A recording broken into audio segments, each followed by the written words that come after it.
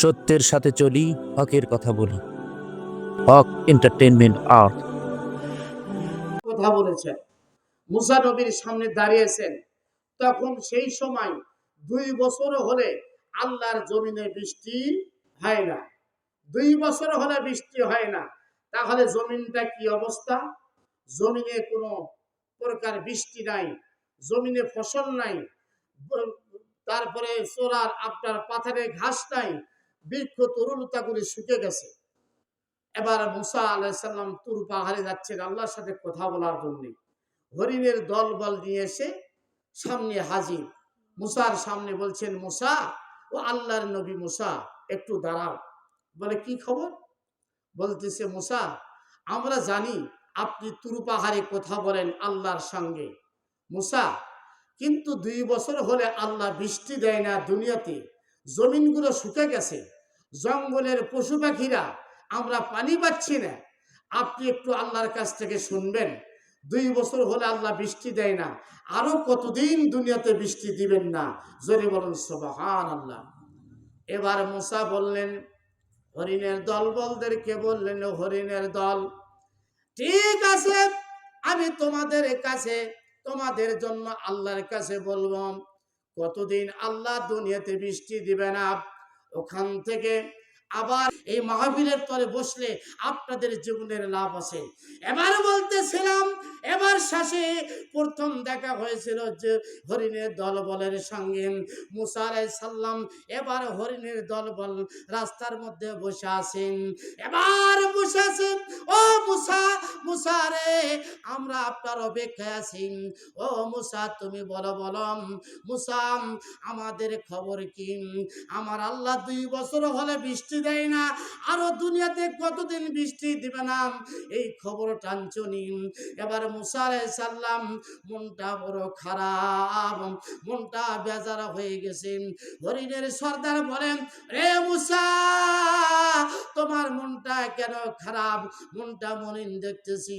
মুসা বলেন, ও হরিণের সর্দার, কি বলবো, আল্লাহ রাব্বুল আলামিন দুনিয়াতে 2 বছর বৃষ্টি দেয় নাই, আরো 3 বছর দুনিয়াতে বৃষ্টি দিবে না। জোরে বলুন সুবহানাল্লাহ, আরো জোরে বলেন মারহাবা। ও বাবাজিরা, মায়েরা, বোনেরা, ভালো করে শুনে রাখেন, আমি আপনাদের কাছে আলোচনা করে যাই। এবার 3 বছর বৃষ্টি দিবে না, এই জন্য মুসার মনটা খারাপ। 2 বছর বৃষ্টি দেয় নাই, এবার জমিনের অবস্থা যেরকম, আবার যদি 3 বছর বৃষ্টি না হয় তাহলে কি রকম হতে পারে? মানুষগুলি মারা যাবে পানি ভেঙে, পশু পাখিগুলি মরুভূমির মধ্যে খাকা করতেছে, এবার মারা যাবে। এই জন্য মুসার মনটা বড় খারাপ।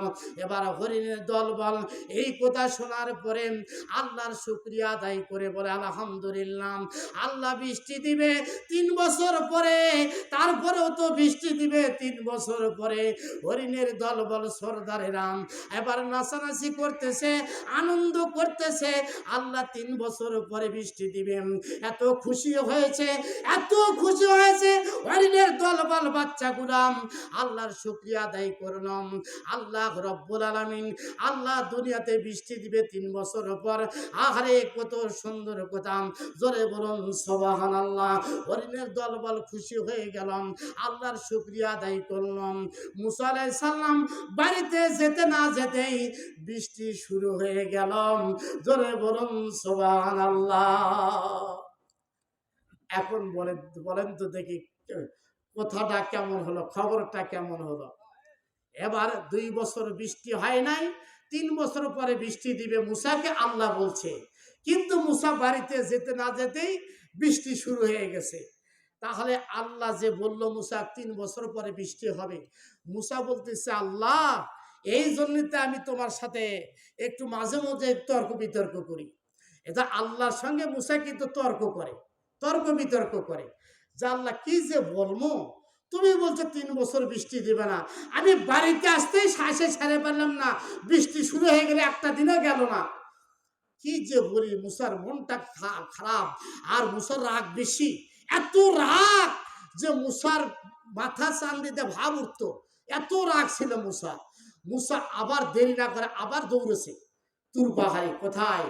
তুর পাহাড়ে আল্লাহর সঙ্গে একটু কথা বলে দেখি। আল্লাহর সঙ্গে আল্লাহ বলছে 3 বছর বৃষ্টি দিবি না, এবার বৃষ্টি হচ্ছে একটা দিনও গেল না, কেন বৃষ্টি দিল? এবার তখন আবার দৌড়াছে মুসা তুর পাহাড়ে, দৌড়ে দৌড়ে তুর পাহাড়ে গেছে মুসা। তুর পাহাড়ে সিজদায় দেয়া আল্লাহকে ডাকে, আল্লাহ তুমি বলেছো 3 বছর বৃষ্টি দিবে না, আমি একদিন হতে না হতেই বাড়িতে না পৌঁছতে বৃষ্টি শুরু হয়ে গেলাম। আল্লাহ তুমি যে মিথ্যা কথা বলো তা কিন্তু আমি আজকে প্রমাণ হয়ে গেলাম।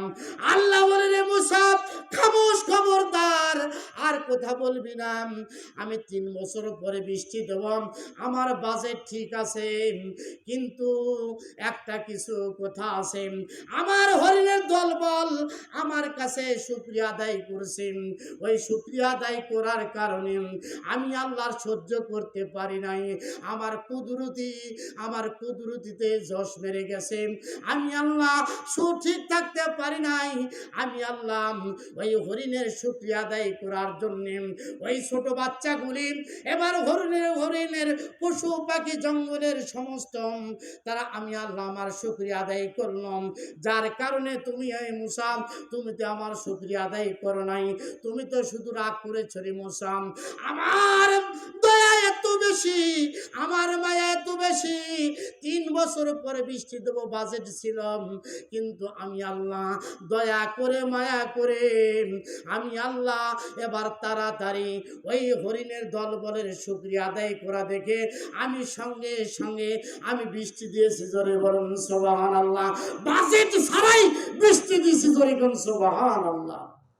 মা অনেক সময় সন্তান যদি অকাম করে, কোনো যদি অকাম করে তাহলে মা অনেক সময় গালি দেয় কি না, মারধর করে কি না, অনেক সময় পান দিলে ধাবার ফেলায়, যে দেখ তোকে আমি আজকে সাথে তুই এই ক্ষতি করছিস, তোর আজকে বাড়িতে ভাত নাই, তুই আসলে তোর প্রমাণ হবি।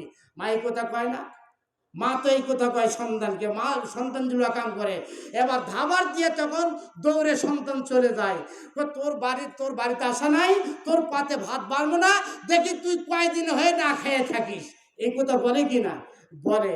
কিন্তু তারপরে যখন খাবার সময় হয়, ভাত যখন রান্না হয়, ভাতের থালা নিয়ে মা বসে করে, আরে আমার সন্তান সকালবেলা খায় নাই, ওই সন্তানকে মা আবার খোঁজে কিনা, জোরে বলেন খোঁজে কিনা, খুঁজে বেড়ায়, বাবা শেখ আয় কিছুক্ষণ আগে বলছে তোর ভাত নাই, এই বাড়িতে তোর ভাত নাই, আমার মা খুঁজতেছে, ডেকে নিয়ে এসে সন্তানকে ভাত খাওয়ায়, জোরে বলেন সুবহানাল্লাহ। মায়ের চাইতে আল্লাহর দয়া বেশি না কম, জোরে বলেন বেশি না কম। আল্লাহ রাসূল বলছেন 100 ভাগের 1 ভাগ দয়া আল্লাহ পাক দুনিয়াতে মানুষের মধ্যে বিভিন্ন জীবজন্তুর মধ্যে দিছে, আর 99 ভাগ দয়া আল্লাহ নিজে রেখেছে। এই দয়ার কারণে আল্লাহ পাক আমাদের রহম করেছেন, জোরে বলুন সুবহানাল্লাহ। তারপরে আমরা আল্লাহর নাফরমানি করলেও আল্লাহ আমাদের খাবার দেয়, জোরে বলেন কথা ঠিক না বেঠিক? বাবাজিরা, মায়েরা, বোনেরা ভালো করে শুনে রাখেন, আমি আপনাদের কাছে আলোচনা করে দেই।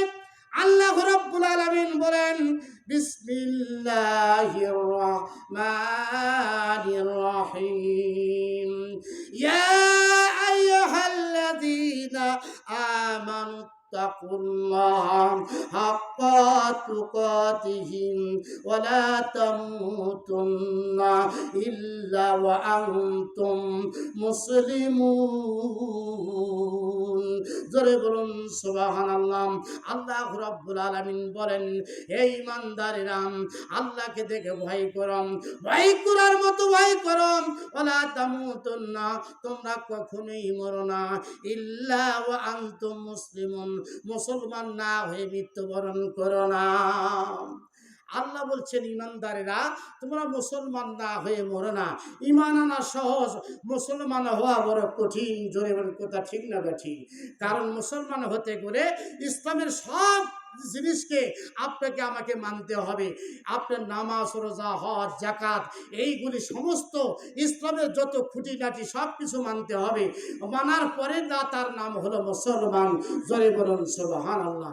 বাবাজিরাম, মায়েরা, বোনেরা, ভালো করে শুনে রাখেন, ইসলাম যখন মানতে যাবেন আপনার উপর বিপদ আসবে, মুসিবত আসবে। আপনার বিপদ মুসিবতের মধ্যে আল্লাহর কাছে ধৈর্য ধারণ করতে হবে। কখনো আমাদের খাবার নাই, কখনো আমাদের পরনের কাপড় নাই, বিভিন্ন দিক দিয়া আল্লাহ রাব্বুল আলামিন বলেন, ওয়ালা নাবলুওয়ান্নাকুম বিশাইইন মিনাল খাউফি ওয়াল জুই ওয়া নাকসিম মিনাল আমওয়ালি ওয়াল আনফুসি ওয়াস সামারাত ওয়া বাশশিরিস সাবিরিন। জোরে বলুন সুবহানাল্লাহ, আরো জোরে বলেন মারহাবা। ও বাবাজিরা, আল্লাহ রাব্বুল আলামিন বলেন, বান্দারে আমি তোমাদেরকে পরীক্ষা করব ক্ষুধা দ্বারা। ক্ষুধা মানে কি? খাবার নাই। ভয় দ্বারা, ক্ষুধা দ্বারা, ফসলের ক্ষতি দ্বারা তোমাদের পরীক্ষা করব।